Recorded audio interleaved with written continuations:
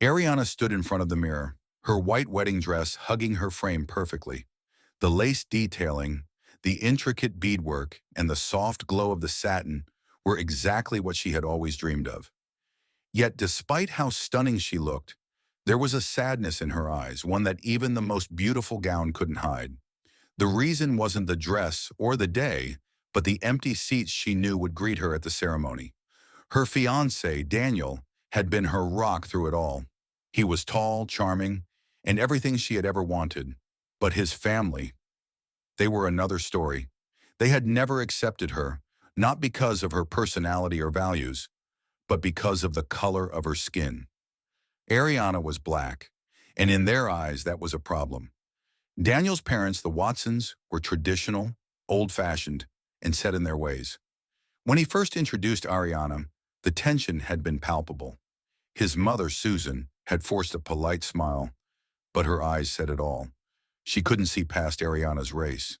His father, George, had been even less subtle, offering a cold handshake and spending the evening glaring at her as if she didn't belong. Despite the awkwardness, Daniel assured her that things would change over time.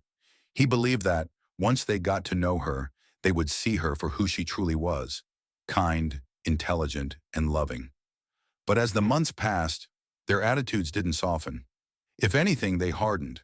They refused to invite her to family gatherings, excluded her from important events, and made it clear to Daniel that they didn't approve of the relationship.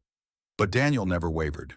He loved Ariana deeply, and when he proposed, he did it knowing that his parents might never fully support their marriage. Ariana accepted with joy, but deep down she feared what their wedding day would look like. The day had come, and her fears were realized. Daniel's parents had flat out refused to attend.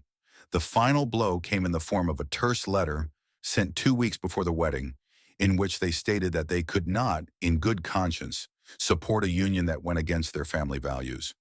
They also urged Daniel to reconsider, implying that marrying Ariana would be a mistake he would regret for the rest of his life. Ariana was heartbroken, not just for herself, but for Daniel.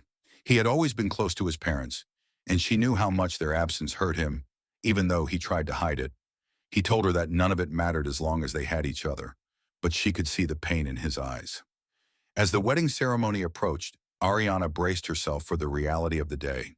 The venue was perfect, the flowers were arranged beautifully, and the guests who truly loved and supported them were there. But the empty seats reserved for Daniel's parents loomed like a dark cloud over the occasion. The ceremony began, and Ariana walked down the aisle, her heart heavy but full of love for Daniel. She locked eyes with him, and for a brief moment, everything else faded away. They exchanged their vows, promising to love and cherish each other no matter what obstacles came their way. When they kissed, the crowd erupted in cheers, but there was still an undercurrent of sadness in the air. At the reception, while everyone celebrated and danced, Ariana noticed a commotion at the entrance.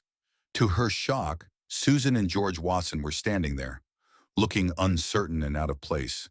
Their faces were strained, and it was clear they weren't there to celebrate, at least not at first. Daniel saw them too, and his expression shifted from surprise to anger. He stormed over to them, leaving Ariana behind in a whirl of emotions. She didn't know whether to feel relieved, angry, or heartbroken. "Why are you here?" Daniel demanded, his voice low and filled with hurt. We, we made a mistake," Susan stammered, her eyes darting to the floor. George, ever the proud man, stayed silent, his jaw clenched tightly. But there was something different in his posture, a sense of defeat that Ariana had never seen before. "We didn't think you'd actually go through with it," Susan continued. "We thought you'd listen to us, that you'd realize this wasn't right." "Not right," Daniel echoed, his voice rising. "You mean it wasn't right because Ariana's black?" Susan winced at his words, but she didn't deny it. Instead, she let out a heavy sigh. "We were wrong, Daniel. We see that now." Ariana stood frozen, watching from a distance as the conversation unfolded. She had imagined this moment 1,000 times, but now that it was happening, she didn't know how to feel. Part of her wanted to scream at them, to tell them they didn't deserve to be part of this day after all they had put them through. But another part of her, the part that had always believed in forgiveness and love, wanted to give them a chance. What changed? Daniel asked, his voice cracking with emotion. Susan glanced at George, who finally spoke. We were wrong, son. We let our prejudice blind us. We thought we were protecting you, but all we were doing was pushing you away. We realized that, after some reflection. Susan nodded, tears welling up in her eyes. We're so sorry, Daniel. We don't expect you to forgive us, but we couldn't let this day go by without at least trying to make things right. Daniel's anger faltered as he looked between his parents. He wanted to stay angry, to hold on to the hurt they had caused, but something in their expressions softened his resolve. He glanced back at Ariana, who was still standing near the dance floor, watching with cautious hope in her eyes. Taking a deep breath, Daniel gestured for his parents to follow him as he walked back toward Ariana. When they reached her, the silence was deafening. Ariana looked at them, her heart pounding in her chest. You don't have to be here if you don't want to, she said, her voice steady but filled with emotion. Susan shook her head, her tears finally spilling over. We want to be here. We want to support you, both of you. We were wrong to judge you, Ariana. You are exactly the kind of person we would want for our son. We just couldn't see it because we were too caught up in our own ignorance. George, though less emotional, nodded in agreement. I know it's not enough to just say sorry, but we truly are. We'll spend the rest of our lives proving it to you, if you'll let us. Ariana's eyes filled with tears as she looked at Daniel, who took her hand in his. She could feel the weight of the moment, the significance of their decision. Thank you, she whispered, her voice choked with emotion. That means more than you know. And with that, the tension that had hung over the day began to lift. It wasn't a perfect resolution, and there were still wounds that would take time to heal, but it was a start.